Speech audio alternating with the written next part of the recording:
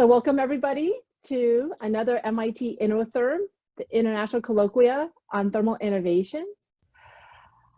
Today's colloquia is on getting the heat out of electronics cooling from smartphones to data centers. We have the pleasure to have Professor Ken Goodson here with us, as well as the moderator, Derije Aganafer, for this session. Just want to remind you of the future events now for this colloquia series, that there will be bi-weekly at this time on Wednesdays from 10 a.m. to 11:30 a.m. Eastern Standard. And the next session is on battery thermal management and safety on June 17th. And the following will be July 8th for extracting water from air. So it's my pleasure to introduce Professor Derije Aganafer, who is a moderator for this session. He is a Presidential Distinguished Professor of Mechanical and Aerospace Engineering at the University of Texas at Arlington. He is a member of the U.S. National Academy of Engineering, a Fellow of the American Association for Advancement of Science, and a Life Fellow of ASME and National Academy of Inventors. His research areas are in the area of 3D packaging, data center cooling, thermoelectrics, chip scale packaging, compact modeling, computer-aided electrothermal mechanical design, air cooling and reliability. It's really a great pleasure, and please join me in welcoming Professor Aganafer.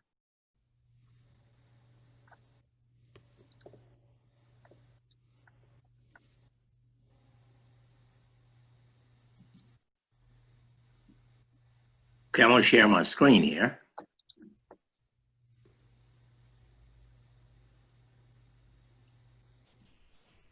Yeah, good morning. It gives me great pleasure to introduce Professor Ken Goodson, a person I've known for many years. He's the Davis Family Provostial Professor and currently the Senior Associate Dean of the School of Engineering at Stanford University. Formerly, he's Department Chair, Mechanical Engineering Department. He has received numerous awards. Roger, your screen's not shared yet. Oh, I thought I shared. Sorry.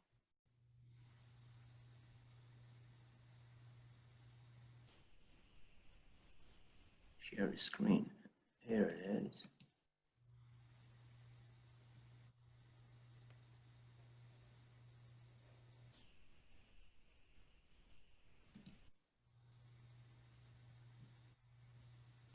Is it showing now? Share screen? Not yet, Reggie. Now it is? Nope.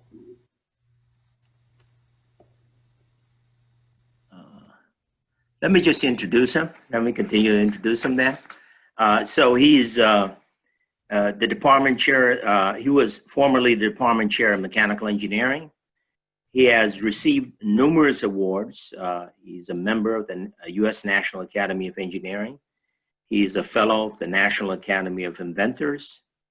He has received several ASME awards, including the Heat Transfer Memorial Awards and the Alan Krause Medal. He's received the IEEE Richard C. Chu Achievement Award, as well as the AICHE Kern Award.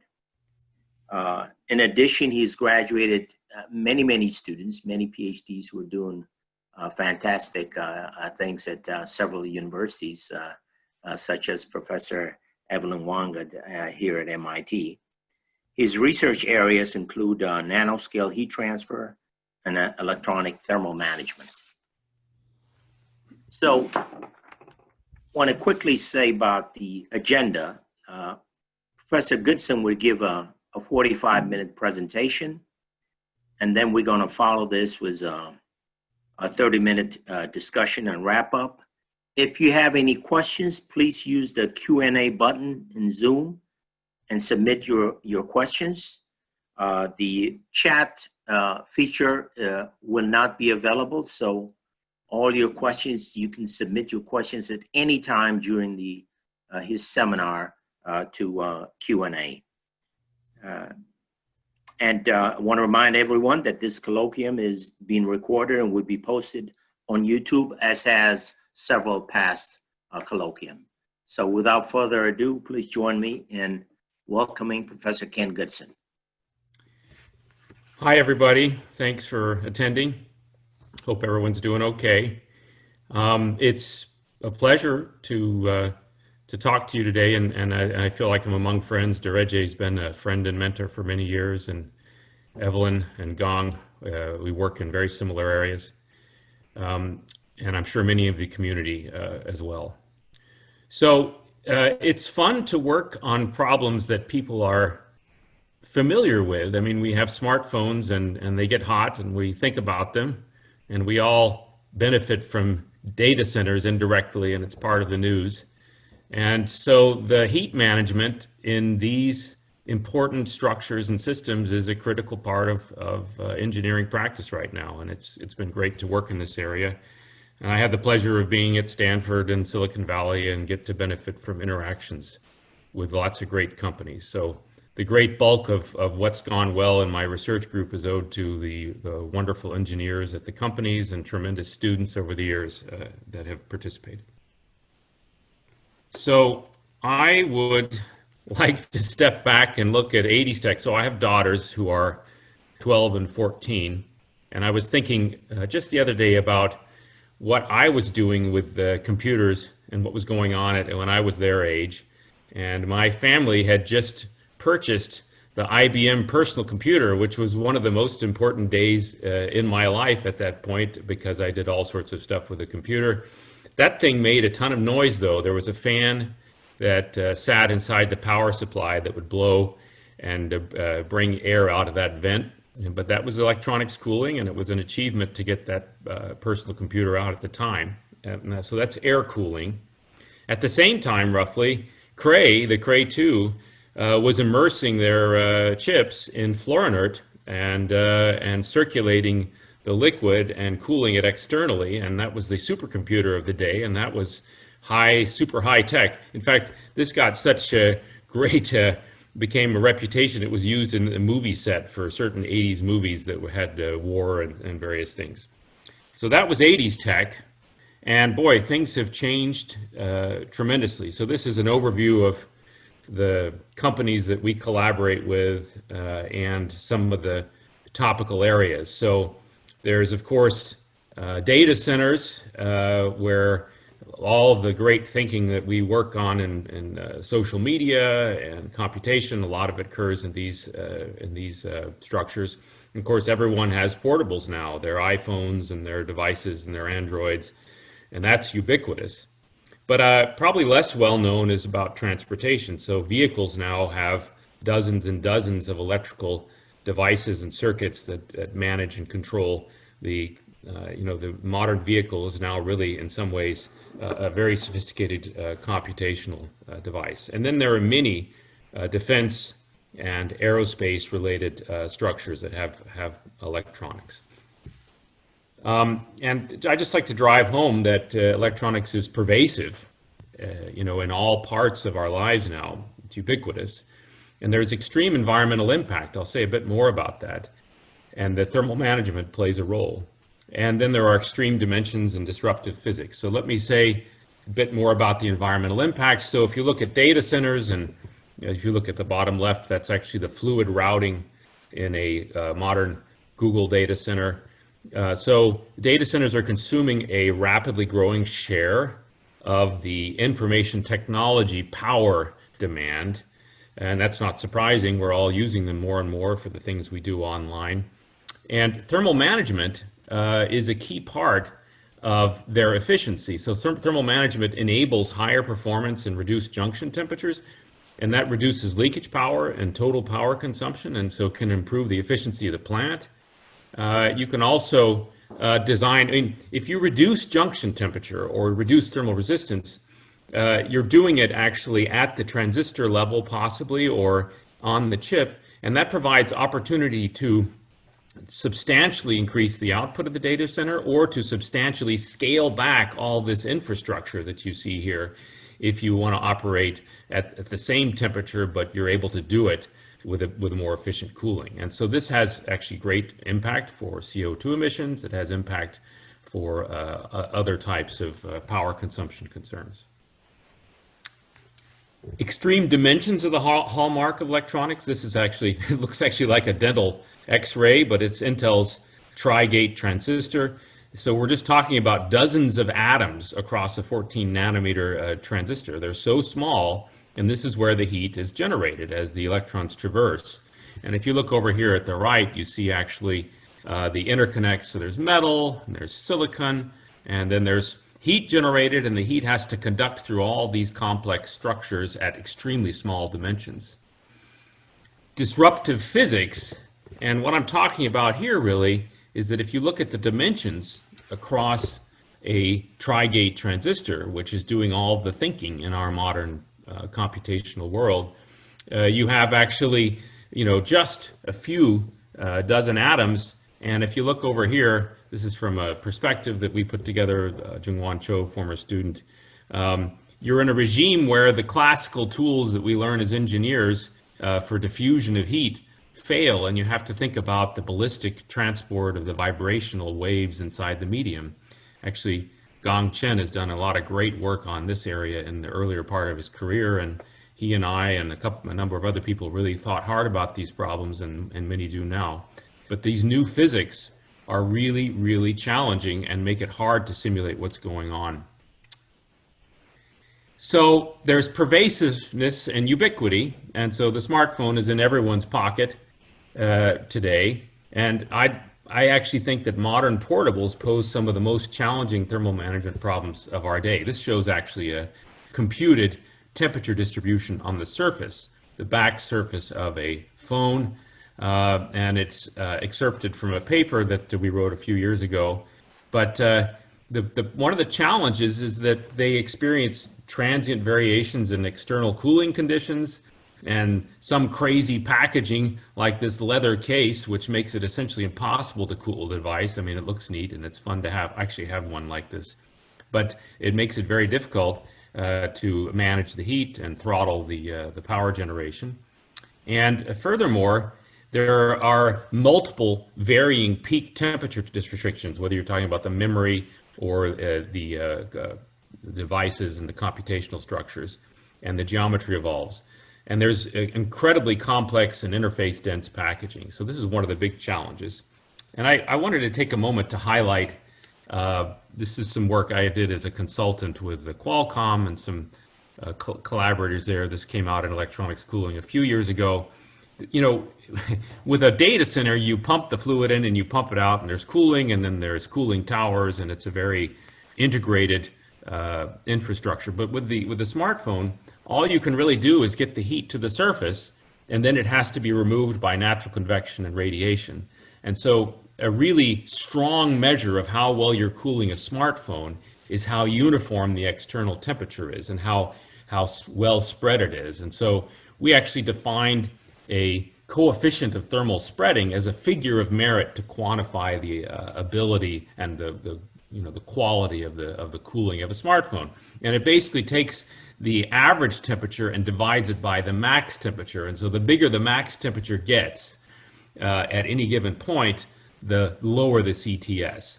And so if you have a phone that's badly cooled, it has a lower CTS in this case, and it's being measured here using infrared imaging on the front side and the back and so forth. And the CTS of 0.5 has a hot spot here, whereas a CTS of 0.6, you can see it's better spread out. Now, if you were able to get uniform cooling, then you could run at an even higher power and play Crazy Birds or whatever game you wanted, or interface by Wi-Fi all day long. So this is the spreading is the key part of what goes on in smartphones. So here's a map of the power fluxes that we deal with in electronics thermal management. Now, one of the things we think about is, at the package level, we're pulling out maybe 100 watts per centimeter squared, whereas at the transistor level, we're in the megawatts per centimeter squared or even higher. And so at this level, you're dealing with lots of different power densities. And I would like to think about the packaging a little bit. And what's going on in the packaging area is pretty exciting right now of modern circuits. So the traditional package is memory and there's basically various devices that come together, and you have actually a packaged substrate, printed circuit board, and you have ball grid array, and the discrete components are interacting electrically through the package. And what's going on now is integrated to stacked dies. So you have silicon that's stacked, and through silicon vias. So actually the electrical signals are going through the signal, and this provides greater intimacy of electrical contact. Provides some thermal management challenges though, because it's all coming down through this one direction, and there's less surface area. But the future is very much fully monolithic integration, where you basically build one block of silicon with other materials that are attached, they're bonded, and you have incredibly high interconnect speeds and interactions, but it's very challenging to get the heat out of a structure like this because there's very little surface area associated with a given watt of generation. So the Semiconductor Research Corporation, which has funded my work for 25 years, and my students, funds also a new center, a relatively new center called Ascent, which is focused specifically on moving the ball forward.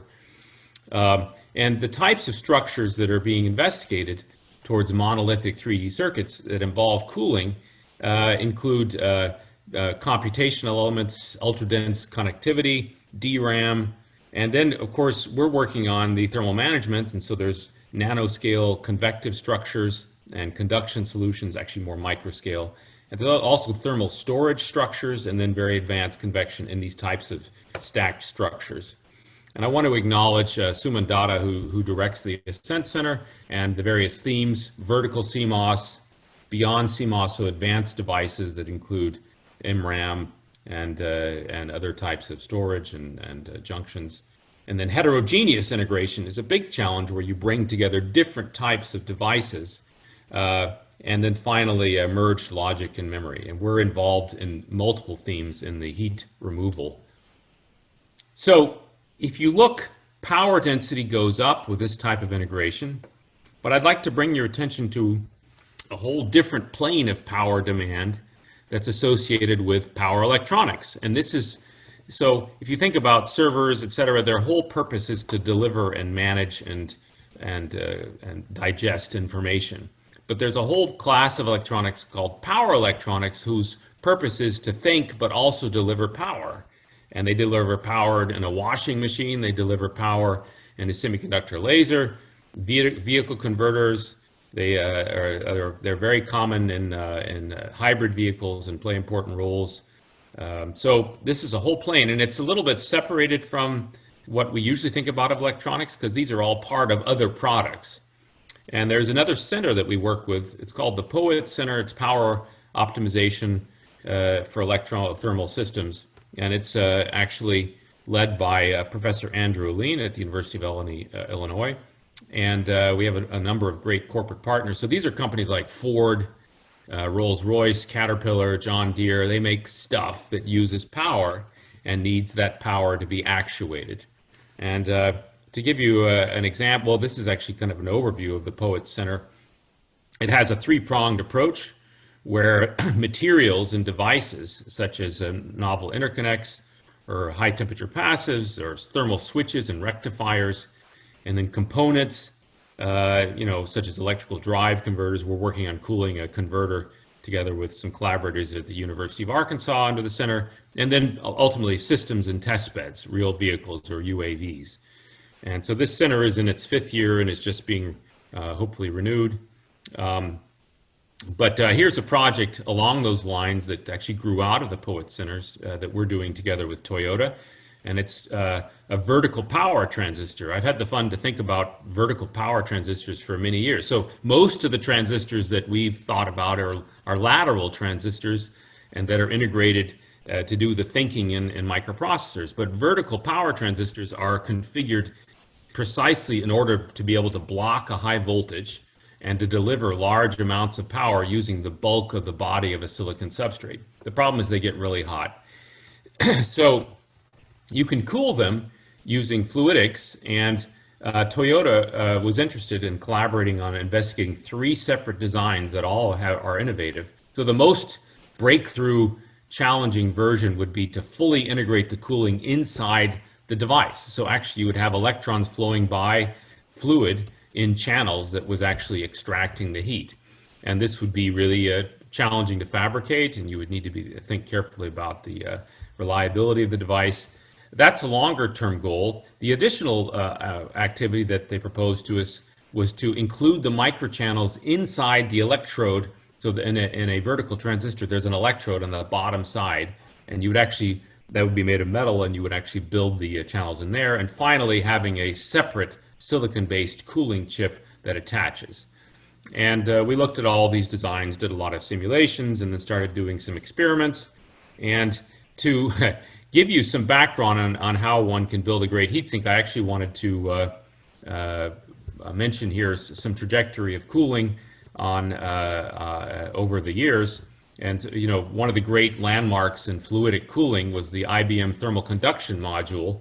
And Dereji, this is slightly before you joined IBM, but I know that you're author on some great patents that came out shortly after you were there, that together with Dick Chu, and you worked on this very aggressive cooling structure for IBM's cooling. Maybe you can say a bit more about that in the Q&A session. And then now we have a modern server blade that has integrated liquid cooling from Google.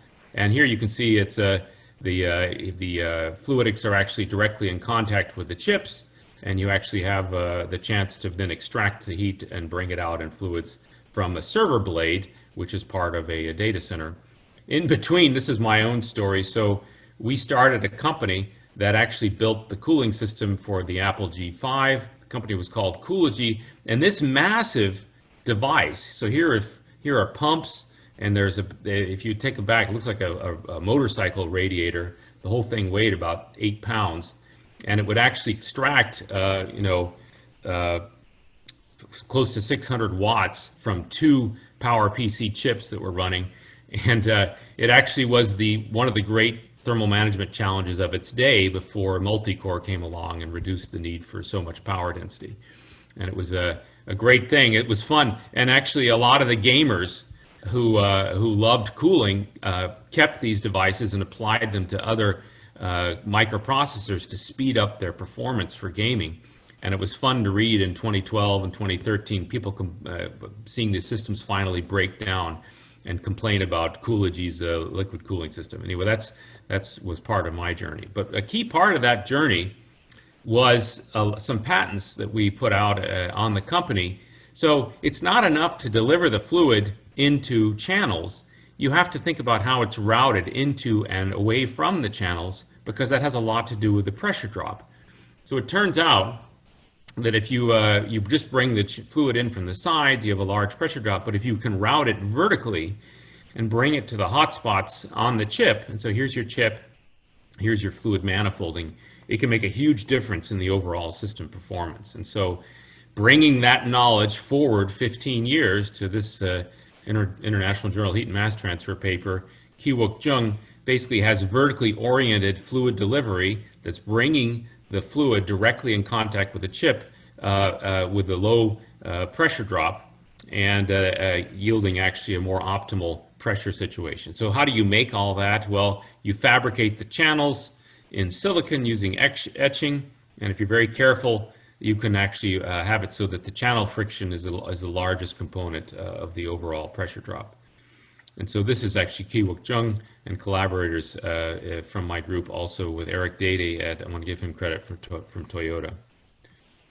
And here are some experimental data. As you increase the power, you actually go into two-phase flow, boiling, which is what we're targeting. And as you increase the flow rate, however, you can enter again the single-phase regime. So I wanted to step back. A friend of mine and Dereje's, Dr. Avibar Cohen. Avi actually has a long history in the electronics cooling community, and he's now at Raytheon. He was a department chair in Maryland, and now he spent about 4 or 5 years as a program director at DARPA, and had this amazing idea of trying to push embedded cooling for electronics to its limits. So the idea of having this fluid in the channels, like we saw in the Toyota example, inside the device. And so he actually had a lot of horsepower, a lot of money, and great people involved.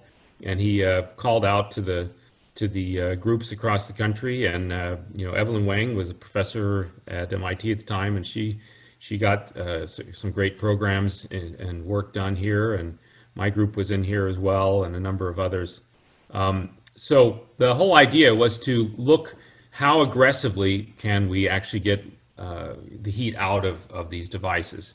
And my own group had just really a wonderful period of collaboration with a number of different companies and other academic groups. And the device that we were cooling was a gallium nitride HEMT. It's basically a power transistor that's used for radar applications, a lot in flight, aircraft, and various things. And it is one of the great power density challenges of our day, because it's delivering, millimeter wave signals, and the better you cool the device, the greater power density that you can emit. And the GaN provides great mobility and other electrical features, but the problem is that it's not a very good heat conductor. So typically it's bonded to silicon carbide, or in a very innovative approach, bonded to diamond. Diamond is the best heat conductor at room temperature, and the bonding then provides you a good heat conducting substrate below the functional gallium nitride. And so we were collaborating with Raytheon and Element 6 on characterizing. Turns out these interfaces were a big challenge. A lot of the heat would actually bottle up here and not go through the interface very effectively. And so a lot of the optimization work was on improving this interface, and we did a lot of measurements to try and make that work. In addition, we worked hard on building the heat sinks. So if you bond to silicon carbide, you can either then have silicon carbide plasma etching and build your fluidic channels in the silicon carbide, which is a great heat conductor, or you can actually then attach a copper, which is a good heat conductor as well, heat sink, and use these 3D manifolding techniques that I was talking about from my earlier work. And we did that together with Nuvatronics and Cree, and together with Debbie Sineski's group at Stanford, we worked on this. If you bond, however, to diamond, you have a marvelous opportunity to make an incredibly effective, albeit very expensive, heat sink made from diamond. So diamond, actually, you can etch the channels, and Raytheon had developed etching technology, and so we actually pumped the fluid through diamond, and to make the situation even more aggressive, we coated the diamond with microporous copper that would facilitate the phase change heat transfer. So we made prototypes and tested them in all of these paradigms with DARPA support. It was really an amazing time. And one of the justifications that DARPA had given was that all this work would lead to learnings that would spin out into consumer products. And in fact, here we are 4 years on, and all of our work that's going on in POETS and Ascent and these various things are directly made possible by the innovations that DARPA funded in that time. I want to give a credit to a lot of people. First of all, Mehdi Ashegi, he was one of my first students, and he's been a great mentor for my students over the years, particularly as I've done administrative work, and he was a really key figure here. Dave Altman at Raytheon, Debbie Sineski, professor at Stanford. James Palco ran a lot of these programs. He was a research associate, and now he's at UC Merced on the faculty. Yunjin Wan led a lot of this work, and she's now at UC Irvine. And Damena Aganafer was a real thought leader in working on surface physics, and so he led the program for a couple of years, and he also worked on some really great stuff on preparing surfaces so that we could retain liquid, and it was some really great science. So he's professor now at Washington University in St. Louis, and related to the moderator today. I'd also like to point out that Yunjin Wan and Damena have both recently won career awards from the NSF, a very prestigious achievement. So high risk and high yield, and this shows actually the most expensive heat sink that I know of. This is the high risk, high yield one. So we made diamond fins, vapor phase, attached to a gallium nitride device, and then porous copper on the diamond. And this shows the porous copper. And here's a top view image, and you can see the device. And we published it in a couple different places. So what's happening with this today? So we have a new program from ARPA-E that really is taking what we learned and applying it for data center cooling and for power electronics with environmental implications, CO2 emissions and so forth. By improving the efficiency of these cooling systems, we have a chance really to impact their overall efficiency.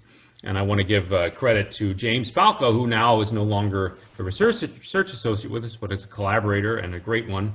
Also INREL, that's working on reliability, and Dr. Eric Dede, who I mentioned in the previous study from Toyota. And I want to give special credit to Dr. Michael Ohadi, a tremendous scholar all by himself, who's done a lot of work on heat exchangers, and Brenda Hendler. And this program launched January 1st. And if you look at the thermal resistance as a function of the chip area, what we did with DARPA was achieve a very, very low thermal resistance for a huge heat flow of 1,000 watts per centimeter squared. And what we're trying to do now is take these approaches and do it over a wide area device that would apply for a data center chip or for power electronics chip. So to increase it to 3 centimeters squared from a fractions of a centimeter squared.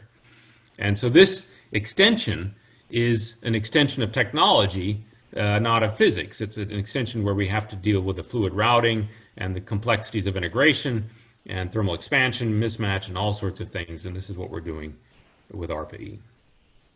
In this moment, I wanted to step back and say a word more about diamond because it was part of the previous project. This is an artistic rendering of a grain boundary in diamond.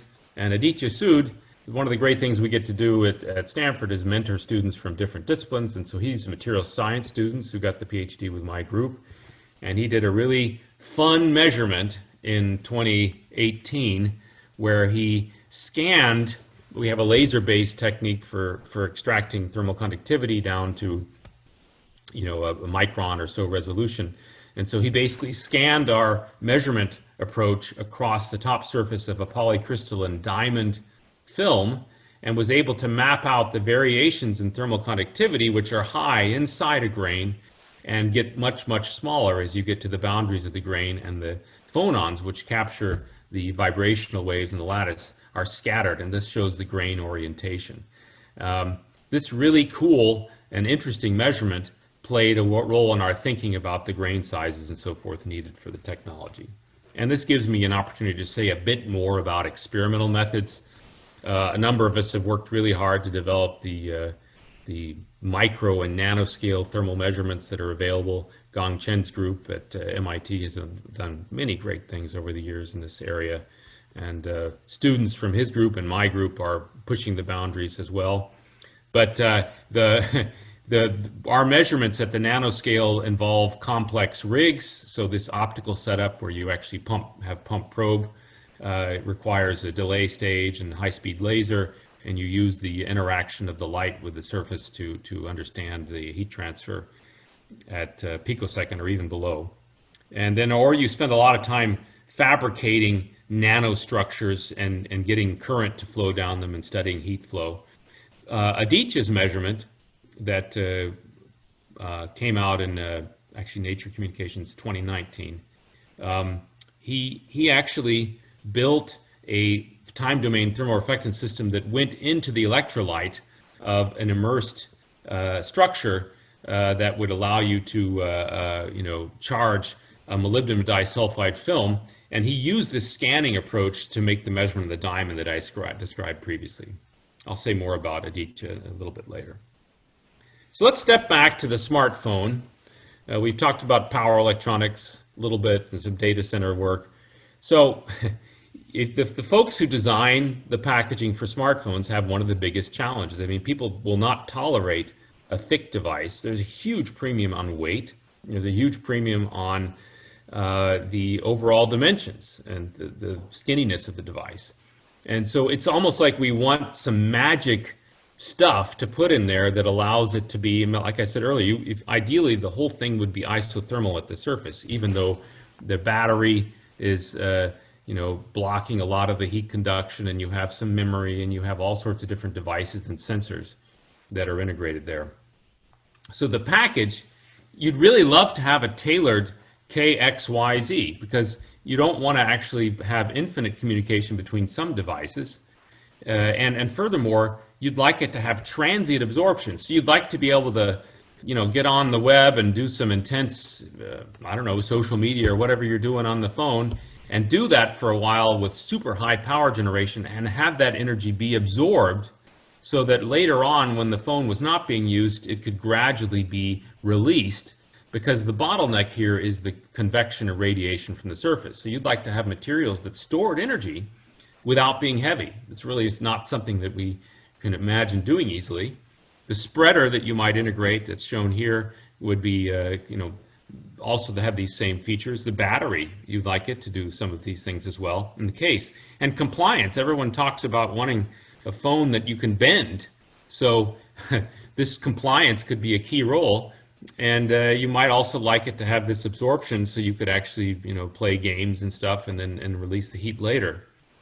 So back in 2006, some colleagues had written a great paper, and I was invited to write a perspective in science. And I spent a lot of time thinking about thermal materials. And if you track the density and the thermal conductivity of most materials, they follow kind of a simple proportionality, where as things get denser, they conduct heat better. So diamond up here and copper, 1,000 watt per meter Kelvin ballpark, and then the aerogel, zero gel, things that were used back in the day to protect the shuttle during re-entry because of very low thermal conductivity, are highly porous. And so things are essentially along this line. If you actually, however, try to make a super dense thermal insulator, well, that's hard. It can have a big impact. Or if you make a porous heat conductor that actually has a low density, that could be very important. And so one of the things I was thinking about is the areas of impact would be in those realms. And in fact, there's work that we're doing in my group on trying to develop a solid state thermal switch to route heat that takes advantage of low thermal conductivity at high density. And we're doing both for the Ascent and the Poets Center to make super small vapor chambers that take advantage of high conductivity in porous media. And so high conductivity in porous media, you can either use carbon nanotubes. We did some work on that in the early 2012, 13, 14. Or you can work with porous metals that are highly systematic in their structure. And that's something we've been working on more recently. So how do you make a metal nanostructure? And here we're really borrowing from the photonics community, which has made metal metamaterials, and also ceramic and other materials, metamaterials that allow you to modify the transport of photons. But there's actually an opportunity to take some of these fabrication techniques and apply them in the area of heat transfer. So traditionally, metal structures for heat pipes and other devices have been made using sintering of balls or other wires or other types of structures, and they're relatively crude in their geometric precision. If you actually, however, start with a nanowire based on a polystyrene or other type of structure, or if you start with an array of beads of polystyrene, and you can get them in a close packed structure with dimensions down to 10 microns or even less, you can then electroplate around that structure and generate a highly systematic porous medium. And you can do it actually inside a channel, because you can electroplate along the walls of the channel, and through subsequent electroplating events you can change, for example, the pore size. And this shows an example.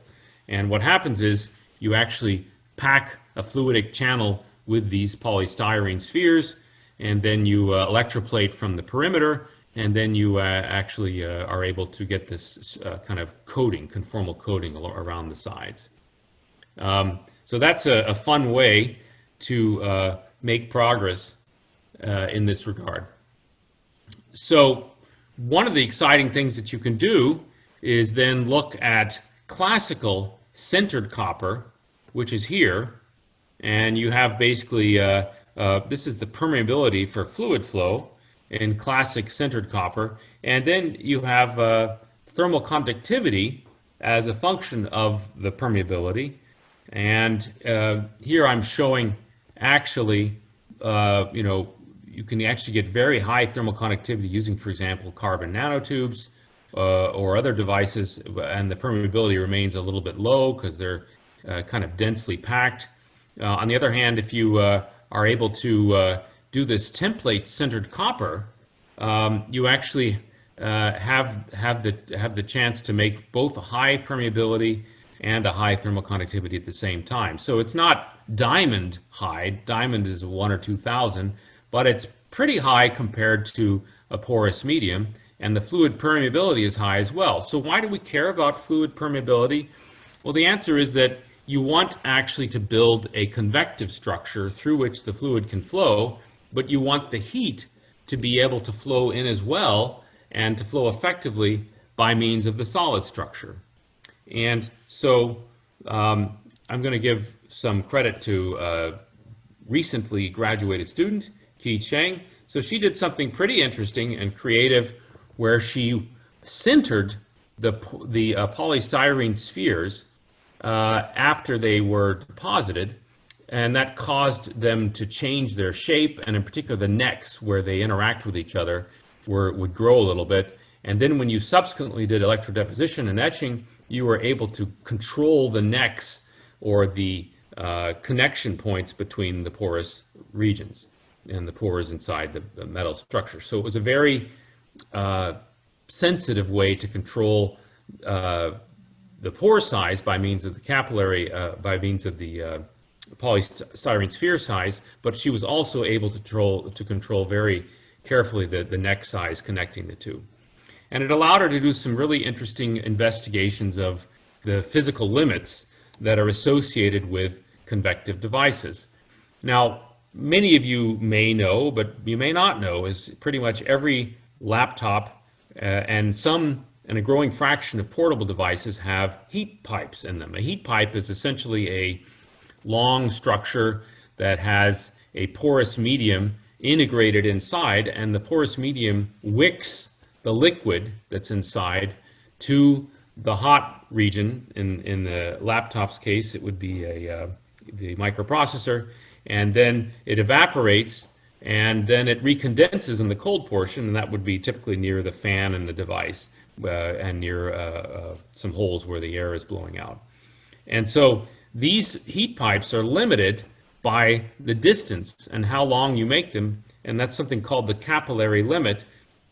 If you make them too long, there's not enough pressure head generated by the capillary forces to pull the liquid through the porous medium. And then there's a boiling limit associated with the physics of boiling that happen actually at the hot spot. And so as you make the wick thicker and thicker, and as the copper inverse opals thicker and thicker, what happens is you increase the capillary limit. This is the total achievable heat flux. But if you actually make them actually too thick, then it becomes harder and harder for the convective boiling, or the boiling that's occurring, to make it out through this thick porous medium. And there's also a relevance of the necks versus the pore size, which she investigated. There's also the wicking length and the impact on the boiling limit. And if you get actually to critical wicking length, you're basically balancing the needs for boiling physics with the capillary length of the structure. And one opportunity is that if you make these porous media, you have an opportunity to really improve the balance between capillary and boiling limits.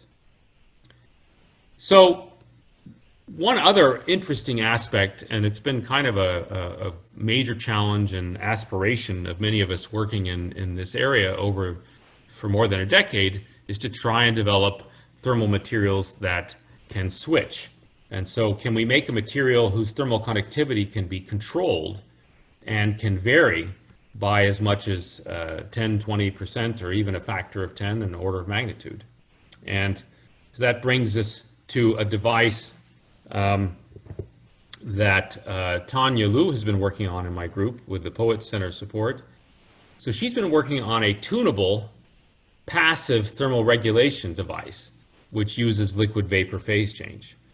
Now, the idea here is that you actually control the heat flux from a device as you control the non-condensing gases, and you actually have a threshold above which the device no longer is a good heat conductor. And the application of this device is, for example, in the startup phase of an engine, in a diesel engine, where you actually want it to be well insulated early in its, if on a cold day, you'd like it actually to retain heat, but once it gets to a certain level of heating and temperature, you would like to actually stop to become more effective and cool itself more effectively. And so what happens here is as you approach the phase change temperature, you start to have much more effective heat transfer, and the insulation properties break down. And you can tune this by means of the non-condensing gases. Another thermal switch that I'd like to mention briefly is purely solid state. And this is again Aditya Sood and his work together with Eric Popp, Yi Sui, and a number of other collaborators. And the idea here is to take a layered structure, in this case molybdenum disulfide, that actually has van der Waals attachment between the monolayers. And we know that van der Waals forces are not very good at conducting heat. And in fact, some of the lowest thermal conductivities in dense materials have been reported through stacked monolayers of this type. The interesting thing that we worked on here was to view the material and the stack from the perspective of an energy storage mechanism, and have lithium ions that would intercalate and transport into the stack. And so this is actually a mechanism for energy storage that's part of the story around batteries and so forth. We were interested in the impact on heat conduction through the layers and what happens as you bring in the lithium atoms. And so what we discovered in the end is that there was a 10 times reversible, fully reversible thermal conductivity change. The challenge with this measurement, and this is really a credit to Aditya, who had done the measurements earlier on the diamond that I mentioned, he was able to actually develop an in situ measurement where you actually have the thermal conductivity measured as a function of time and also scanned over, so as a function of time as you lithiate and bring in the lithium atoms, and then as you delithiate, and then as a function of voltage, make the measurement as well as a function of time, and as you change the concentration of lithium ions, and you also change the conductance as well. And so the conductance you'll see is going up and down as you actually reduce the lithium ion fraction. There's a little bit of hysteresis that's going on here, and he actually did scanning of this in real time as the lithium ions were coming into the structure. And so he's got this video. I have no idea how well it'll play. I'll play it a couple times. So here's the lithiation process. So the lithium ions are coming in, and we see that we're migrating to a higher conductance as we go to delithiation, and it's coming back out. And so let me play it again. So this is a flake of the material that's immersed in electrolyte, and you're controlling the voltage on the flake itself as well as the biasing voltage in the electrolyte. And then you're scanning the thermal measurement across the entire flake during the measurement and imaging of the temperature of the thermal resistance profile. And so let me play it again.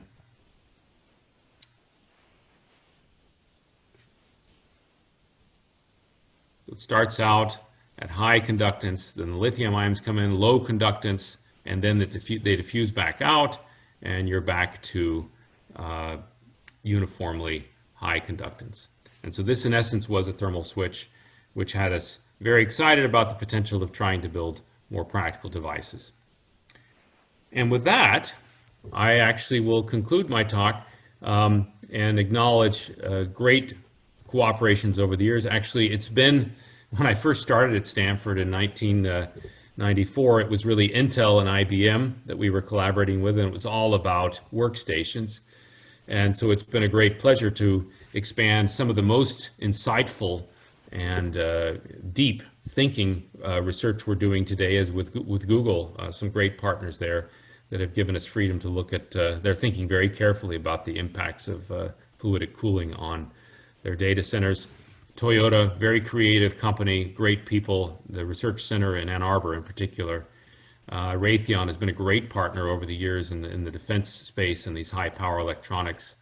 And Ford, a great collaboration now, also Bosch, and Analog Devices has been a great partner as well. So these are great companies, and we're fortunate to work with them. I also want to acknowledge we have a backbone of federal support that includes NSF, of course, through the center, among other things. ONR has been a sponsor a number of times over the years. Of course, the major program with ARPA.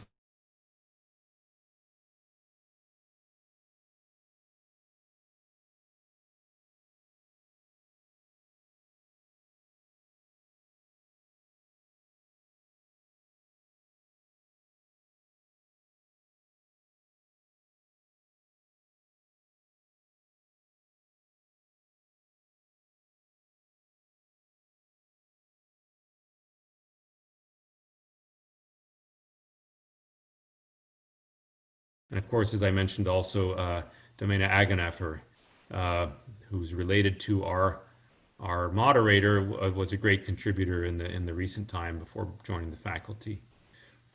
And with that, I will conclude my talk. Thank you. Thank you for attending today. Yes, congratulations for a superb talk as well. I've listened to Professor Goodson so many times, including our campus a few years ago. So thank you. At this time, we're going to we have some questions for you from the audience.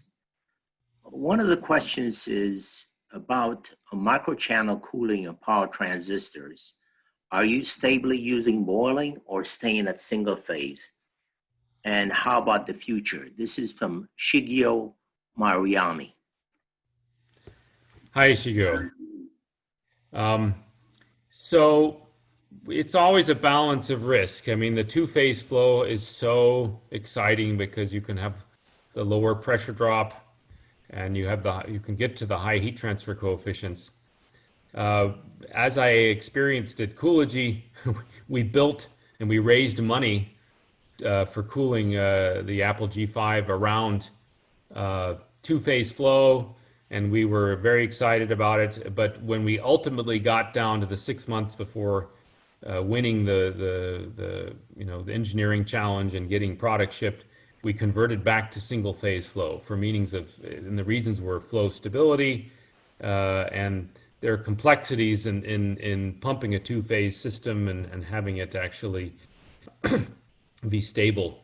And so the answer is, with Toyota and the other companies right now, there is an emphasis on single-phase flow because I mean, we're in the practical phase of research, and what are the fabrication challenges to get those devices. But all of those companies, as well as the data center company Google, are pushing us to look at the two-phase flow because they see the implications for overall power consumption.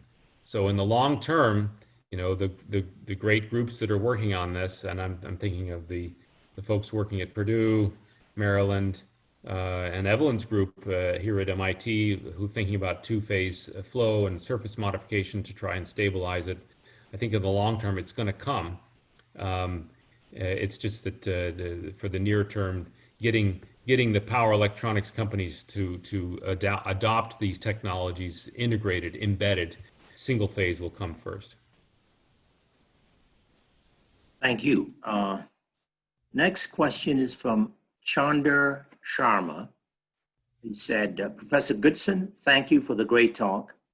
How do you see the feasibility of implementing phase change cooling, flow boiling, evaporation, and large-scale commercial systems such as data centers? So I actually am. I'll elaborate a little more on what I said to Shigeo. There's, data center cooling is an art and a craft and a science all in its own. And there's a recent book out from two Google authors that you might look up on data center infrastructure. Just came out last year. I spent a lot of time with that book over the last few days thinking about it. And there's so much complexity in the design of of that infrastructure. So, but my expertise, you get down to the chip level really.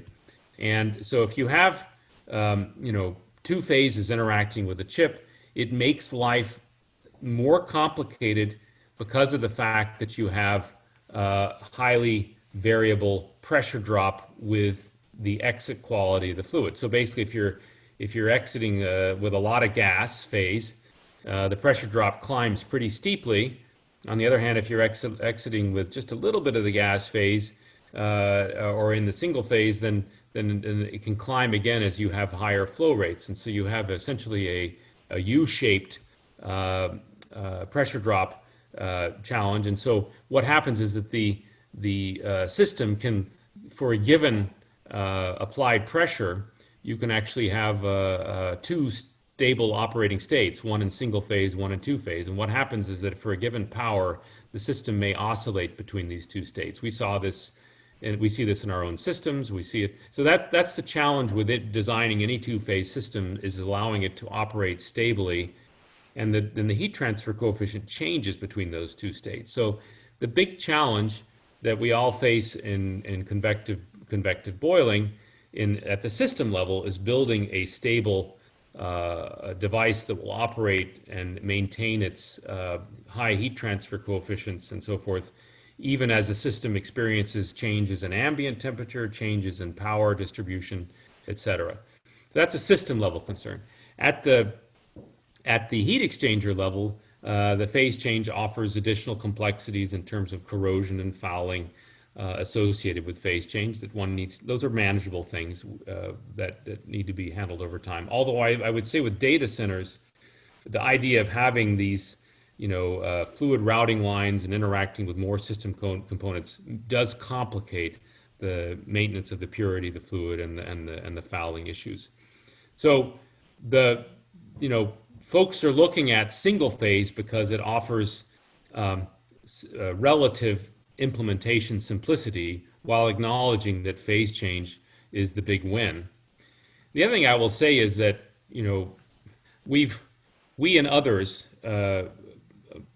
Michael Ohadi at Maryland, now at RPE, and others have shown that there's a lot to be gained in single phase through very careful design of the fluid routing. So back in the day, the exciting paper in our field, actually before I was still not even in high school, 1979, 1980, Tuckerman and Pease etched channels in silicon and pumped the fluid through. They had actually 1,000 watts per centimeter squared with a modest temperature rise. They had a huge pressure drop in those channels. So that's single phase liquid flow. We've come a long way since then in recognizing that the proper way to implement single phase flow is more like the human blood system with capillaries that are big in the arteries, and then they have these teeny capillaries that actually do the busy work of interacting with the cells. If you look at the design we're doing for Toyota single phase, or the design we're working on, some of them with RPE support and with Google, it's actually got teeny little channels that interact and do the busy work of the heat extraction that are rapidly growing in size to more arterial type structures and manifolding. And so instead of a Tuckerman and Pease type structure where the fluid is going all the way down the length of the channels and you have a large pressure drop, you just have a teeny little capillary that interacts, and then it expands out to a more larger structure. And so a lot can be done with single phase flow to make it much more sophisticated and effective than a traditional cold plate. And so there's a lot of harvesting to be done of optimization improvement for single phase flow, even as we work on the two phase structures. Perhaps that was a bit long, but I just wanted to provide some context. Yeah, thanks for the great answer. And especially, I'm glad you mentioned about system level cooling, and especially sometimes young professors have a tendency to focus at the module level or the device level and not worry too much about how to integrate it at the system level. And eventually it fails because it doesn't get into a product. So I think it's very important to keep that in mind. So I appreciate you mentioning that. I have another question from Jorge Alvarado. And he asks, in electronic cooling applications, how close are we to the physical limits of what we can do in solids and liquids? Wow, that's a great question.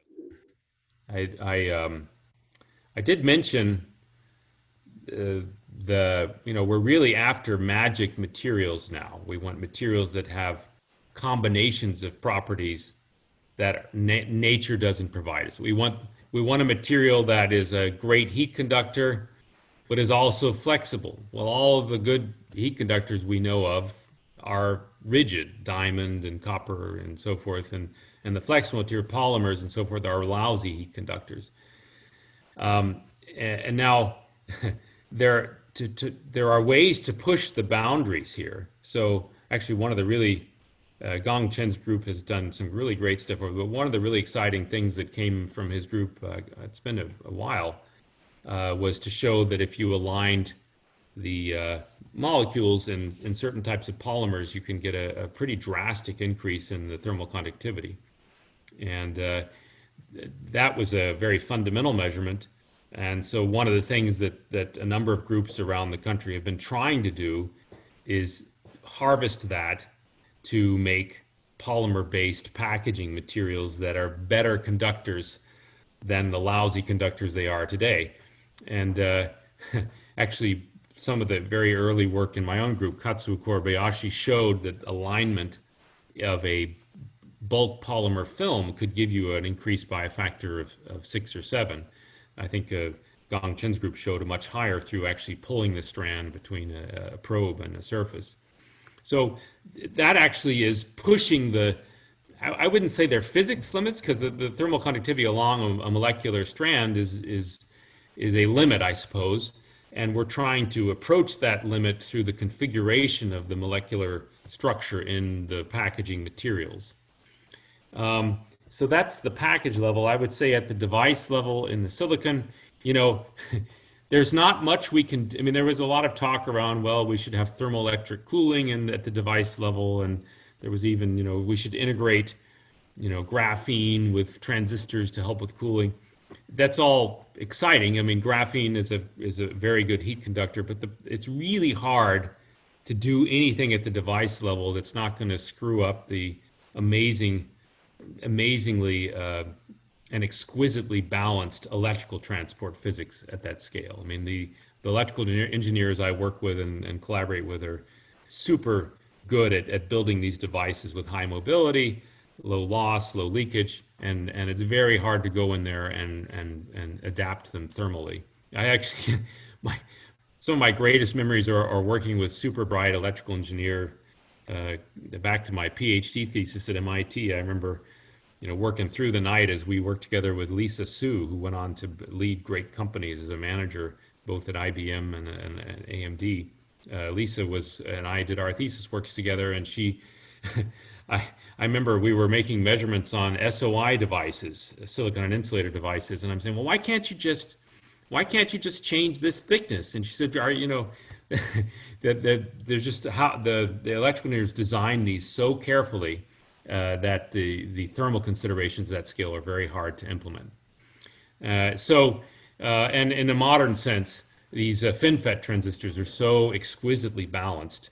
And we're related, you got a couple dozen atoms across, and they're vibrating, and we talk about phonons, we're really talking about atoms that are vibrating, and it's at the limits where new physics are playing a role.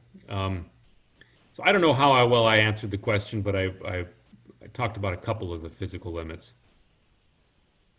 Ken, it looks like you got a lot of people excited, so we have plenty more questions for you. So one of the questions from Tejaz Hajani, and he asks, can we use nanofluids in electronic cooling? I know there's been a lot of work in that, but I don't know how much success. So can you, that's my paraphrasing, the last part. Yeah, nanofluids are a topic that got a lot of excitement, particularly about 10 or 12 years ago. In my own group, we got some O&R funding and looked at it pretty hard. Mark Spector invested in my group, and Patricia Garagotzlou, who's now a manager at Sandia National Lab, did some great work along with some other students. We made some measurements and did some modeling, and there were, gosh, dozens of groups worked on in this area. I mean, the tricky thing with the nanofluids is that the inclusion of the aggregates and the particles, it's hard to get them to actually conduct as well as a true mixture.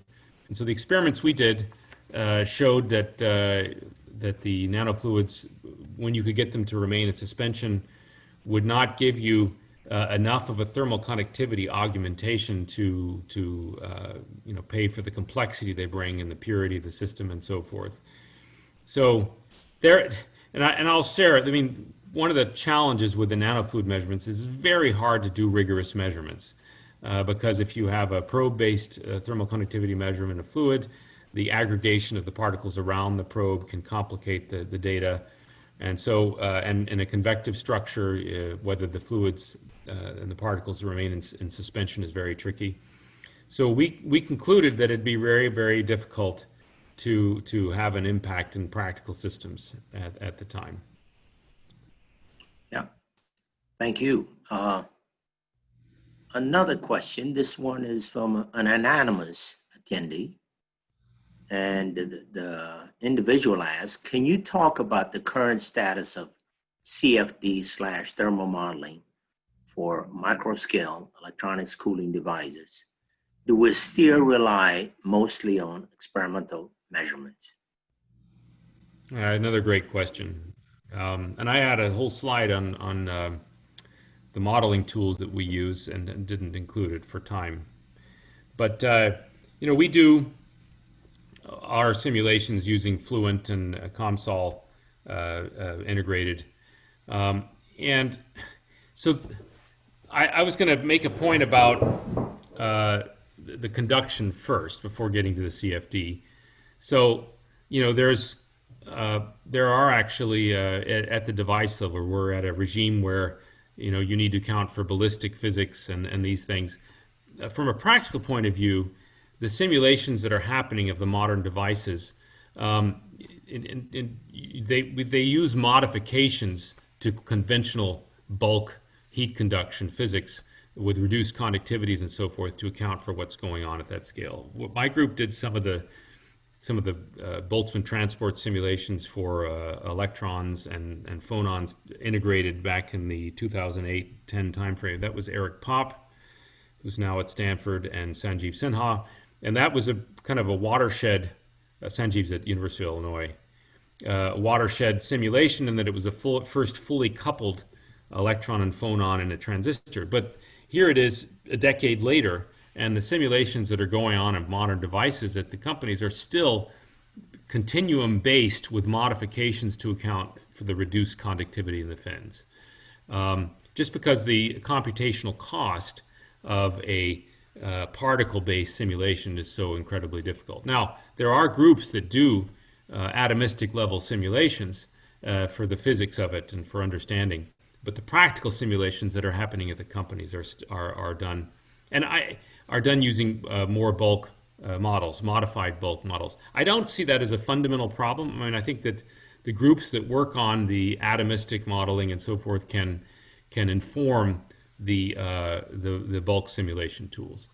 So now when you step out to fluid, and you asked about CFD, there's a lot of sophistication around meshing and fluid routing and so forth for single phase. So that's moved along incredibly well, and the meshing algorithms that are available corporately. The two-phase flow is a different matter, and the structures that are being developed and the physics of the phase formation and the distribution of the phases and the transport of the vapor and so forth It's very empirical still, as you mentioned, reliance on experimental data and the models. And the boundaries are really getting pushed. I mean, you have people who are modifying surfaces. So Evelyn Wang's group has done a lot of leadership things in terms of super hydrophobic surfaces for enhanced condensation and boiling, and et cetera. And so you have this situation where there are new surface physics at play, which fundamentally change the modeling needs. And you also have new regimes of capillary forces enabled by the types of structures I was talking about. And so really there it is highly empirical, and the folks who work on the CAD have to rely on simulations. So at that level, we are very, very much working, in terms of what we're able to get in terms of data. Great. Interestingly, we had a paper with Professor Christina Amon, you know very well, on non-uniform power silicon, and it was significantly different, our simulation based on continuum mechanics and her simulation based on MD. So we actually adapted some of her work, and it made a difference. But I agree. Actually, Thermoregulation, I didn't mean to say the effect was small. I just meant to say that the folks who do the atomistic stuff, like Professor Mon and Professor Chen, Gang Chen, and among others who work in this area, there are ways that you can adapt those findings into continuum models to make some progress. Yes, hierarchical models. Yes, absolutely. Thank you. You have another question. This is from Jiajian Luo. And Jiajian says, Professor Goodson, I really like your fantastic presentation. I would like to hear your opinion about the heat transfer in 2D materials. Do you think it's a promising area in the near future? On what are the challenges that we are facing in that particular area?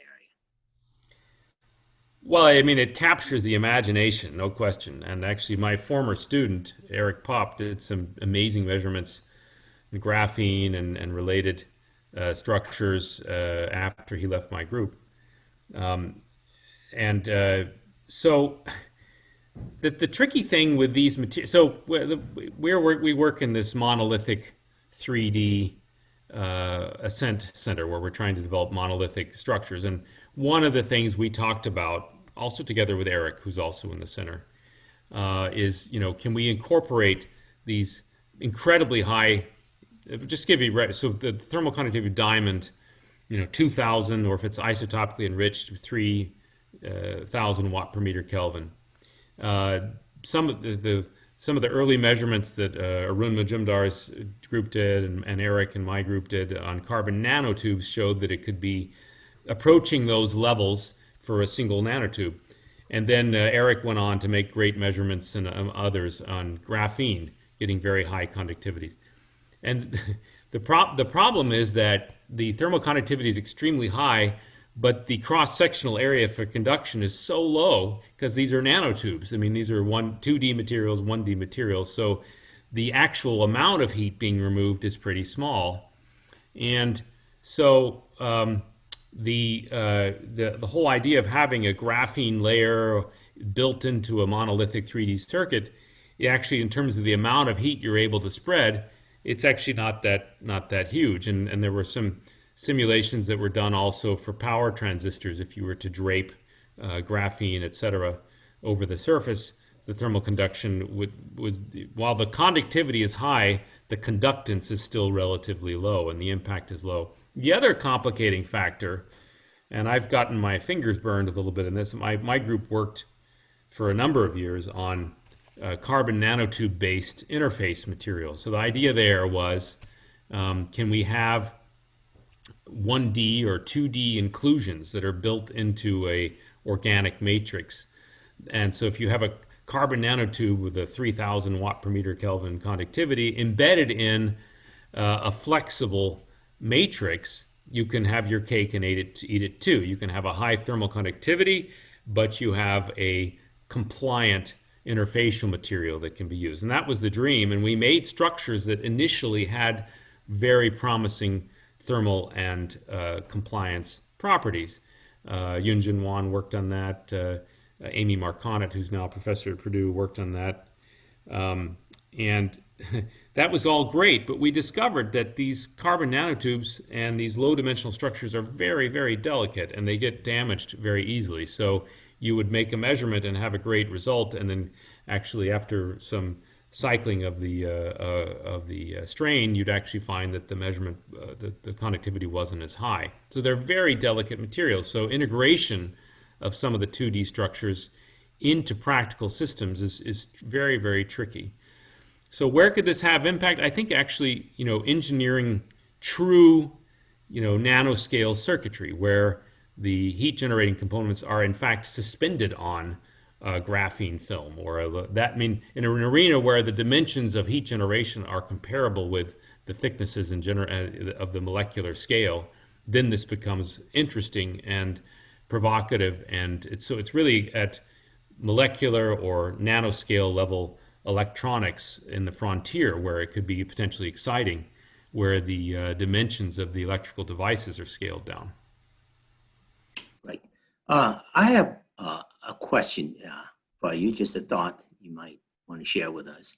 Like you mentioned, the thermal conduction module was introduced in the early 80s by IBM. It was indirect liquid cooling. And so liquid cooling has been around for a while, but not necessarily made that much progress. And then with data center cooling, there's, allowable zones where you can only bring the inlet temperature 18 to 27. Now you can go all the way to 45. But then as the silicon, as Intel and so on start increasing their power, I don't know, 120, 150, then you might have to go backwards. You'd be forced to either reduce, because the thermal budget is fixed, right? Reduce the inlet temperature, or start seriously looking at liquid cooling. So, and I know companies like Google are looking at, in their AI systems, looking at liquid cooling. But what do you see? Can you excite some young researchers about their work in liquid cooling so they can extrapolate, yes, there is more significant interest in that besides what we've seen in the past? That's a great question, Reggie. And actually, I mean, the stuff going on in my own research group, and I want to credit Mehdi Shaghi for his great contributions right now. But we're actually, I keep meaning for us to get into new stuff that's energy conversion and other areas and we have had projects, or nanobio and other things. But the interest from companies right now in liquid cooling, near-term single-phase, long-term two-phase, is just overwhelming. We can't satisfy all the customers who want us to work on their systems, and power electronics in particular. And so, I mean, it really is happening. I think that it's being driven at the corporate level. The other thing I'll say is that, the history of liquid cooling has this very long dance between the incredibly clever electrical engineers and the thermal engineers. So Tuckerman and Peace came out, and then that shortly thereafter, NMOS became CMOS, which doesn't consume nearly as much power because of the way the logic works. And then so suddenly the need for liquid cooling was set back a decade or so. And then we built these 3D very sophisticated structures to reduce the pressure drop on what Tuckerman and Peace did, and built the Apple G5 heatsink. And that was a power PC chip generating 1,000 watts per centimeter squared. And that thing was just incredibly difficult to cool because the dimensions were so small. And then the next year, Intel came out with multi-core, which basically has multiple versions of that core smaller that bounce around when they get too hot. And that set liquid cooling back by 4 or 5 years, or I should say set the world forward by 4 or 5 years and made it unnecessary. I mean, it's clever design, but the double E's are running out of these quick fixes, and they are approaching physical limits, even with the multi-core, et cetera. And certainly in powered electronics, you can't play a lot of these tricks. and so that's why we're seeing the situation there. And you look at it, you read a book on data centers, and the optimization that's already gone on there is so extreme that anything you can do at the device level with liquid interaction and so forth is going to have a big impact. And so I think it's happening, and there's plenty of room to engineer this, not just in the academic world and going out at these companies and making it happen. Yeah, I appreciate the fact you mentioned heterogeneous integration as the frequency for technology nodes is growing, right? It used to be 1 year, 2 year, now 4, 5, 6 years. You still got to get performance. So packaging and cooling, which is a major part of it, will play a role. So thank you for that. I want to ask Professor Wang and Professor Chen, how many more minutes should I go? Because I got, I think, some infinite more questions. So obviously, Professor Goodson, very popular. So how many more questions should I, maybe 2? Yeah, okay. I'll 2 more questions, we'll stop, right? So here's someone, Harish S. He was actually in your lab. He says, Professor Goodson, I'm a former visitor to your lab in 2011. How beneficial is it to use organic phase change materials for electronics cooling? There was PCM question earlier. But. Yeah, I mean, it's always been a dream to have these thermal capacitors that would solve problems. I mean, I think it's most exciting in the mobile space because mobiles are so limited in their cooling to the surface. On the other hand, the big challenge with these organics and phase change is getting the heat in, and so this is an example where you need to have a matrix that can store, but also you need to have a matrix that can conduct as well. And so I think, and I in the consulting framework, I've seen some promising simulations, but I think in the end, it really comes down to the design of the system around these mobile applications. Okay, I think I will end it with one more question. Energy, I know you do a lot of things besides cooling. So one question is for Ali Rajabapur. And the question is it possible to convert generated heat from electronic devices into electricity, like using thermoelectric devices? Yeah, I mean, it is possible to harvest energy. The problem is that the delta T is pretty modest compared. I mean, the energy conversion that we worked on in thermoelectrics and so forth has been relatively high quality heat. It's coming out at 800 degrees and so forth that are higher, where you can benefit from a large temperature differential. I mean, the idea of harvesting just a little bit of heat from electronic device that's coming out, at 90 degrees or 80 degrees, it's very hard to get any reasonable level of efficiency that would contribute to the system. And so we've looked at it, and others have encouraged us to look at it, but it's very hard to see it in a practical framework. I do think that waste heat recovery is quite promising in higher temperature applications in manufacturing setting and combustion setting and so forth. There's real tangible benefits, but electronics is much harder to see. Thank you. And I think at this time, let's give a virtual round of applause to Professor Ken Goodson for this outstanding presentation, because I only got 1,000 more questions. So would you like to say some final words? Thank you, Dereji. Appreciate it.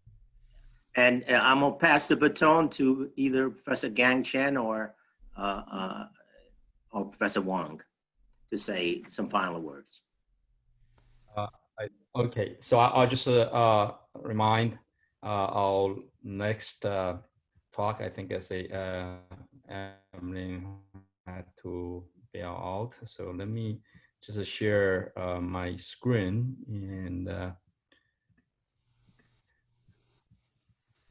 so our next talk will be on June 17, and this will be a very interesting panel, 50, and after, so please we'll send a reminder, but 2 weeks later, we have the same time and same link.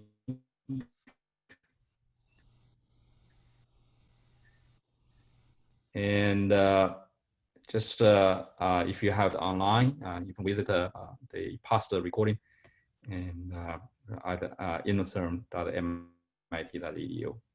Thank you, and thank you, Diraji. Thank you, Kim, for a really inspiring talk. Thank you.